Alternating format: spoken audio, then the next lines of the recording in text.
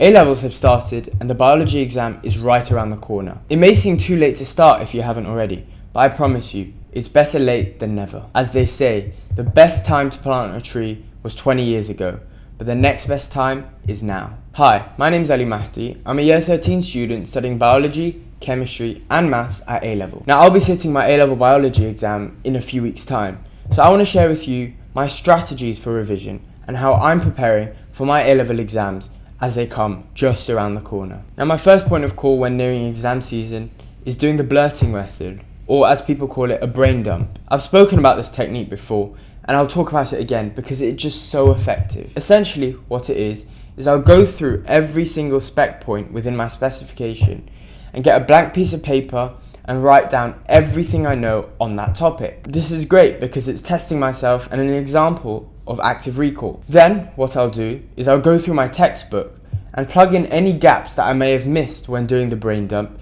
in another colour pen. Following that, I'll make flashcards on Anki with all the things that I've missed. You can repeat this blurting method often and you'll see, over time, you'll be able to remember more and more information and you'll have to fill in less gaps each time. Now my next tip is to familiarise yourself with the exam command words.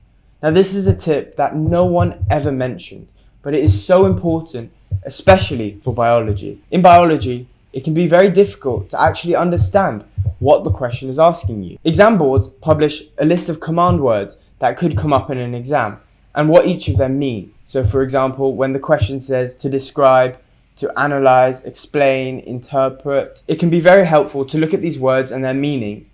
So when the exam comes, you know exactly what the question is asking and thus what the examiner is looking for. Once I feel confident with most of the content and I can understand the command words that could come up in an exam, I'll move on to questions. I won't move on to full past paper straight away, but questions by topic. Physics and Maths Tutor is my first port of call for this. They have batches of questions pulled from lots of different exams, perhaps even different exam boards, on that specific topic. By doing exam style questions like this, you can get used to what the exam will be like. It also gives you the ability to focus more on certain topics that perhaps you find more difficult. My fourth and final tip, and the last thing you should do before your exam, and perhaps the most important thing, is doing full past papers. By this point, you'll perhaps be quite comfortable with the style of the exams, the command words and the content within the subject, so you'll be able to move on to full exam questions. Again, these can be found on Physics and Maths Tutor, but they can also be found on your exam board's website. By doing full past papers,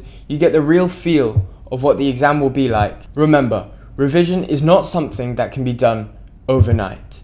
It's a consistent process that requires hard work and perseverance. Stay motivated, take rest, work hard, and push yourself for the next few weeks to achieve the grades that you want. I hope you found this video useful. Please do like and subscribe and comment with any questions you may have.